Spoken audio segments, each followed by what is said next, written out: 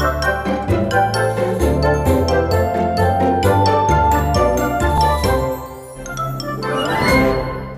the UK, we are guilty of throwing away a whopping 10 million items of furniture every year into skips and rubbish tips. Why? Just think what DIY miracles we could perform on that lot. DIY, do it yourself, is hardly a new concept, but it's changed a lot in recent years, and one of the best things that happened is the internet. There's so much information out there. Points about how you can do things, chat with people who've done similar projects, you can source all the products you need. And when it comes to collecting things from the big stores, it's very easy. Go online, reserve and collect.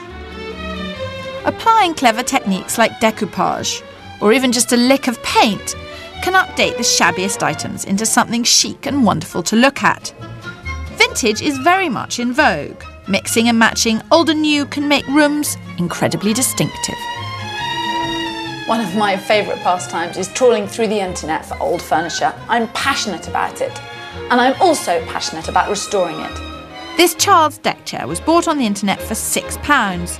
I'm going to restore it very simply and cheaply. You start with something like this, which costs you very little, you build up your confidence, and the world's your oyster. So, with this one, I'm just going to do a really speedy tart-up. And I'm going to begin by taking off the upholstery, which is torn. And I'm just lifting that off. There we are. So now, chair upside down. And we can see on the back here, this piece is just held in with a series of nails. One of the most simple ways of getting a real sense of achievement is restoring something like this. There we are. Abracadabra. There we have it, a child's deck chair frame. And here you can see what the beach looked like before it got a bit grubby with fish and chip paws. Now we're not going to get it back to that. We wouldn't necessarily want to, but it does give us a bit of impetus for giving this chair a clean up before we reupholster it. One of the first things you can do to restore wood is to clean it up by sanding it down. This is a very fine sandpaper, nothing harsh, but it's just a good way of getting the ingrained dirt out of the wood and give it a sort of smooth feel. But just this is a perfect example. Look at this. Splash of paint there.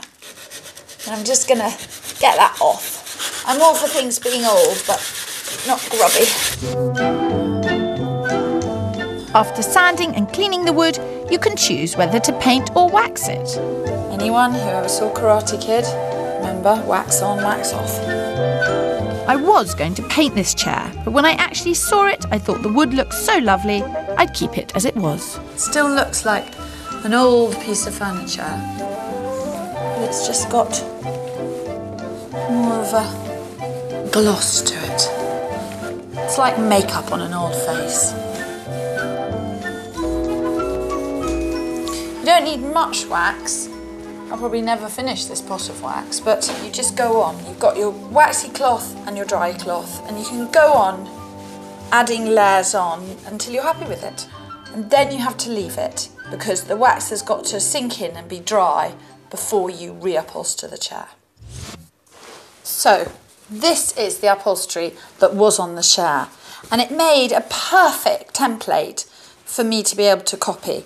I had the width, I had the length, and it couldn't have been simpler. Here is the top, and it's identical to this one. So again, with something like this, you've got a template, and you're able to copy it and pop it on the chair really, really easily.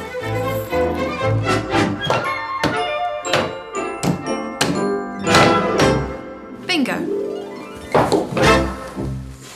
Now, I did this to illustrate how fast you can do something like this.